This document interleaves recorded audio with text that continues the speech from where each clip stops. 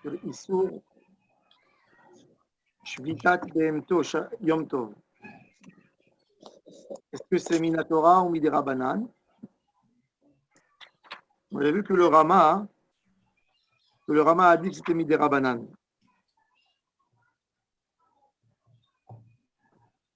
Et c'est ce que le Mishnah Brura a amené. Le Bet Yosef, c'est intéressant, le Bet Yosef ici, il dit c'est logique, c'est Midera Banan. Mais il se pose la question pourquoi la Gemara et la Mishnah dans le traité Betsa, quand ils ont dit la seule différence qu'il y a entre Shabbat et Yom Tov, c'est Ochel Nefesh, Hotza et Avara. Pourquoi ils n'ont pas dit Shvitat Behemto? D'un côté, il dit, je comprends, il dit peut-être Shvitat Behemto, c'est pas une Melacha. Et nous, on n'a parlé que de Melacha. Mais comme il est en Safek, ça veut dire, la logique, elle dit que ça devrait être des Rabbanan, la logique. Mais la question de la Mishnah, pourquoi la Mishnah, elle n'a pas mentionné? Ça laisse réfléchir. Et c'est pour ça qu'il a mentionné Shulchan Aruch En Motzi'in Masa ala Behema Beyom Tov. Selon ce que ça fait que dans le Bet Yosef, ça serait plus, on serait même marmir, même dans Dvar Mitzvah. Pourquoi? Parce qu'on a un doute, on ne sait pas est-ce que c'est des Horaïta ou des Rabbanan. On n'a pas d'idée là-dessus, d'idée claire. Il n'y a pas une preuve, il n'y a pas une contradiction. Et Yves Dalet. Maintenant, on va voir qu'est-ce qui est plus grave encore, Yom Tov que Shabbat. Donc, Siman Taf Tzadik He, c'est Yves Dalet. Il nous dit comme ça.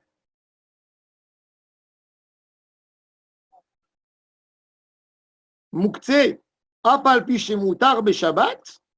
Il y a des mouktsé que même qu'ils sont autorisés Shabbat.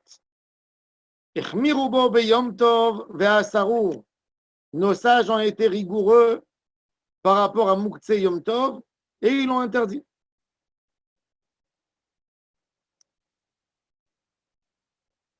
Avant d'arriver au Rama, on va voir le Mishnah Berurah parce que il va expliquer. Pirouche, le Mishnah Berurah nous explique. Deleel besiman shin yud. Mouktsé, ça commence dans siman shin chet dans Ilchot Shabbat, mais dans shin yud, il y a des mouktsé qui sont autorisés Shabbat. Lesquels? Des fruits que j'ai achetés à la maison, pas pour manger, pas pour consommer, pour vendre. Un marchand qui a de la marchandise chez lui, la nourriture, c'est pas mouktsé. Mais lui, il fait attention. C'est pas fait pour manger chez lui. C'est fait pour vendre. Ou quand il a gardé quelque chose dans sa cave et il n'a pas l'intention de l'utiliser maintenant, quelqu'un qui a gardé une bouteille de vin pour une belle occasion, c'est moutar Shabbat de le déplacer quelque part parce qu'il est valable pour d'autres. Oh mouktsé mahmat mious, il y a des choses sales à la maison qui me dégoûtent, j'ai le droit de les déplacer. Ve'od kama gavni, arkolze ekelu davka be Shabbat, on est mekel dans ça? Uniquement Shabbat. Pourquoi? Parce que le mouktsé, de toute façon, il est grave Shabbat aux yeux des gens. Velo chaïshinan, imnakel o letaltel dvar mouktsé, yavo leakel bishar isure Shabbat. On ne dit pas si on va alléger le mouktsé, la personne va alléger le Shabbat entier. Non. Aval de Yom Tov, le jour du Yom Tov, que c'est déjà, il y a plusieurs choses de Shabbat qu'on a le droit de faire pendant Yom Tov. On a peur, nos sages avaient peur. Il y avait un doute. Ils vont profaner Yom Tov. Les fikach, asrou lo chachamim. Im navo maintenant, voilà. ואם נקל לו במוקצה, יבוא להקל גם בשאר איסורי יום טוב. לפיכך אסרו לו חכמים לטלטל ולאוכלו, on n'a pas le droit, ולפי סברה הזו. Selon ça. משנה ברורה, il fait un חידוש. בהמה העומדת לחלבה. ותרנגולת לביצתה ושור של חרישה, אסור לשוחטן ביום טוב עד שיכין אותם לכך מערב יום טוב. Selon שולחן ערוך. Un homme qui a une ferme Il a des poules pondeuses dans sa ferme. Et ces poules, elles sont faites pour donner des œufs. Et Yom Tov, il n'a pas de poulet. Les poulets qu'il a prévus pour égorger. Est-ce qu'il a le droit de prendre une poule pondeuse et de l'égorger Yom Tov? Non.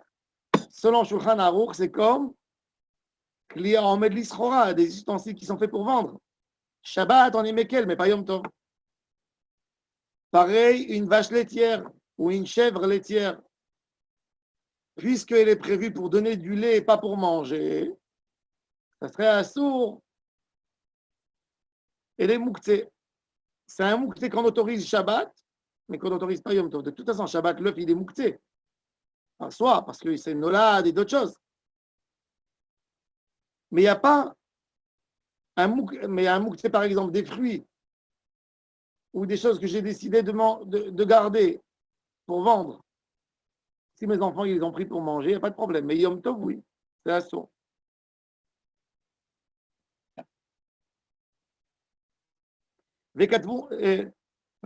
וכן, כל קהי גוונה צריך הכנה מבעוד יום, il faut les préparer depuis la veille. ודבר שהוא מוקצה מחמת נולד, mais tout ce qui est מוקצה parce que c'est nolad, c'est quoi nolad, par exemple? Un œuf qui a été pendu Yom Tov, c'est assourd, parce que je peux le manger le soir, c'est nolad, je n'ai pas prévu avant. Des fruits qui sont tombés de l'arbre pendant la fête, pendant Shabbat, c'est muktzé. Pshita, c'est évident que c'est assourd d'après Shulchan Aruch. Le Rama, maintenant on revient dans la halakha, on va voir les paroles du Rabbi Moshe Serlich. Agaha, v'yesh matirin muktzé afilu beyom tov. Il y a des poskim qui autorisent le muktzé, même pendant Yom Tov. Ils disent qu'il n'y a pas de distinction entre Yom Tov et Shabbat, et dans les deux, le muktzé c'est pareil. Ce qui est moutar Shabbat est moutar Yom Tov. Ce qui est interdit Shabbat est interdit Yom Tov. Aval nolad, assour les divreim, afilou be Shabbat, mais nolad, d'après tout le monde, c'est pas que Yom Tov, même que la Mishnah dans le début de Maseret Betza, la première Mishnah, comment elle commence Maseret Betza? Pourquoi elle s'appelle Betza? Parce qu'elle commence par Betza chez Nolda be Yom Tov. Un œuf qui a été pendu Yom Tov. Le débat classique, Bet Shammai, Bet Hillel, il se mange pas. Il dit, le Rama, Ben Nolad, c'est pas que Yom Tov qu'on est venu interdire, et le Chidouche il est sur Yom Tov. Bevadaï qu'il est interdit même Shabbat. Shabbat, et la question c'est est-ce qu'à plus forte raison Yom Tov ou non? Maintenant, Vekol Muktzeh, Sheeno Ba'ale Chaim, Kegon, Otsar, Shel Perot Ve'etzim, tout Muktzeh qui n'est pas des animaux, c'est-à-dire j'avais des fruits dans ma réserve qui sont faits pour être vendus. Il suffit de dire la veille de Yom Tov, je prendrai d'ici des fruits, c'est pas Muktzeh. Ça enlève le Muktzeh. Ve'en tzarich sheyirshom, il n'a pas besoin d'écrire ou de séparer, d'enlever les cartons, de les mettre dans un côté pour les prendre après.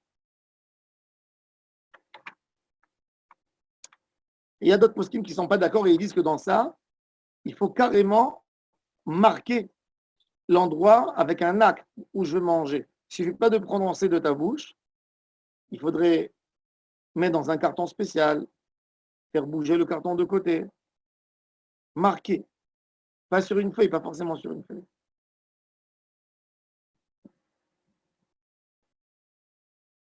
ומותר להכין מיום טוב ראשון לשני בשני ימים טובים של גלויות. Pas להכין אוכל.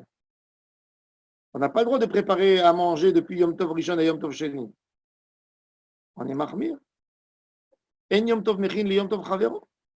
C'est une gdusha, c'est une question, est-ce que c'est une gdusha? Mais là, il parle à propos du muktzeh. Le muktzeh, qui est des rabbanan, ils ont autorisé de préparer d'un Yom Tov au second. Parce que peut-être le premier jour, c'est pas Yom Tov. Si on fait 2 jours, c'est parce qu'il y a un doute. Et le deuxième, c'est Yom Tov. Alors, le droit. C'est un safek. Comme c'est un safek des rabanan, les koulas, et on peut préparer d'un Yom Tov à l'autre. De dire demain je mangerai d'ici, uniquement par rapport à Mouktsé. On va dire maintenant le Mishnah Berurah sur le Rama. Veyesh matirin. Il y a d'autres qui ne font pas de distinction et que pour eux, le Mouktsé Yom Tov et le Mouktsé Shabbat, c'est le même. Velo Chamir mi Shabbat, de Katav Magen Avraham, de Chenou, Daat Rachal. Rachal, c'est Rabbi Shlomo Luria. Vechen passa Gam Peri Hadash. Le Peri Hadash, c'est Rabbi Chizkiya de Silva, qui était rabbin à Jérusalem. Donc pour eux, le cas que Shulchan Aruch il est rigoureux, comme une poule pendante ou une vache laitière, pour eux, c'est moutard de l'égorger pendant Yom Tov. Il n'y a pas de mouktsé. Et on ne met pas une rigueur supplémentaire Yom Tov pour le prix Hadash et Rachal. Vekol mouktsé qu'on a envie de préparer, sauf Ba'adei Chaim, ça c'est pour la première Zvara.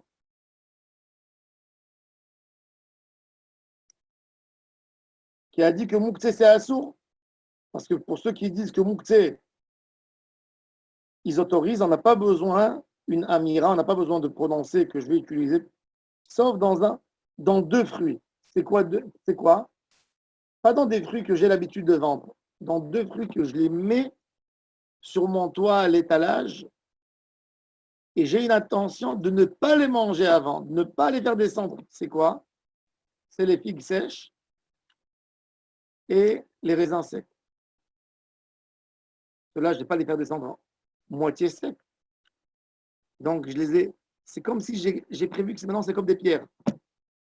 Toute autre chose, j'ai le droit de manger. Cela, non. Alors, ça, même le Rama qui est cool par rapport au Mouktsé, par rapport à ça, il dira que ça s'appelle Dachoui Be'edaim, que j'ai fixé moi dessus, que ça s'appelle Mouktsé. Dachoui Be'edaim.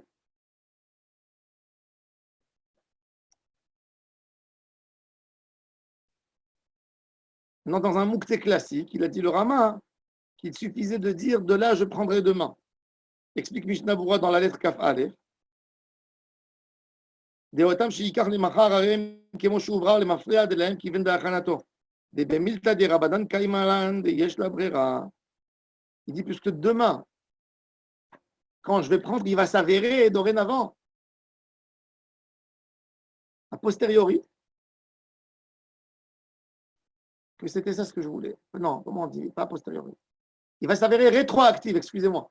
Il va s'avérer rétroactif que c'est ça ce que je voulais. Même que dans des Horaïta, on ne fait pas ça. Dans des Rabanan, on a le droit de dire rétroactif, il s'avère que c'est à moi.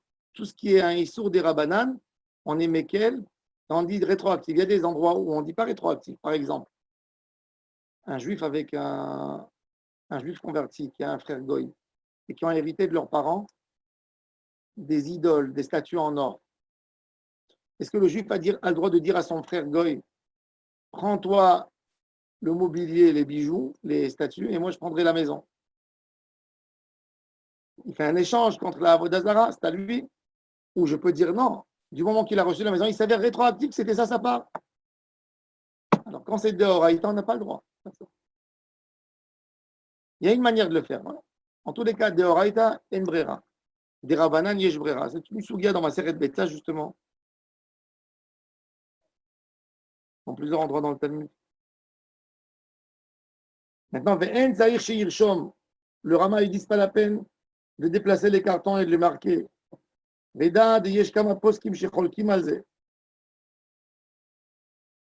Comme Rambam, Meiri, Rifroche, et ils disent qu'il faut absolument marquer des raisins secs. Tu as fait monter au toit, ça veut dire que tu veux montrer que tu ne vas pas les utiliser, tu vas les vendre. On dit, la halakha, yesh le achmir, izvarach. On a quelqu'un qui a des fruits en étalage sur le toit, il faut monter avant et prévoir ce qu'il a envie. Pour ceux qui font des œufs de boutarde, qui les font sécher, Voilà. Pour monter avant Yom Tov au toit et dire je vais manger ça et ça. Pas ומותר להכין יום טוב ראשון לשני. משנה ברורה, כ"ג. רוצה לומר דבכגון זה של פירות ואוצר, שאין צריך לעשות מעשה ובאמירה בעלמא והכנה, מותר להכין אפילו ביום טוב. Pourquoi? Parce que c'est pas une vraie achana. C'est une achana que dans la bouche. Demain, je vais manger de ça. J'ai rien fait. J'ai pas repris une boîte et j'ai mis. Donc ça s'appelle pas mechin miyom tov lechol, ou mechin miyom tov lesafek. Et en plus, si aujourd'hui c'est kadosh, et demain c'est chol, c'est pas une achana, il a rien fait. Et si aujourd'hui c'est chol et demain c'est yom tov, tant mieux. Maintenant, ça c'est uniquement dans la bouche, parce qu'il dit. Mais de faire un maaseh, le Mishnah Berurah, il dit non. De prendre des cartons, comme on a vu, d'après le Rambam, qu'il fallait les séparer complètement, ça s'appelle de faire un acte. Faire un acte du premier Yom Tov pour le deuxième Yom Tov, c'est un problème. Pourquoi? Parce que peut-être, dans le Emet, le lendemain, c'est pas Yom Tov, c'est Yom Chol. Et si c'est Yom Chol, ça s'appelle que j'ai préparé de Yom Tov pour Yom Chol, et ça c'est assourd. On a autorisé uniquement ce qui est fait par la propre bouche. D'accord? Et là, on va passer au halachot de Yom Tov Sheni Shel Galuyot Be'ezrat Hashem demain. Bon,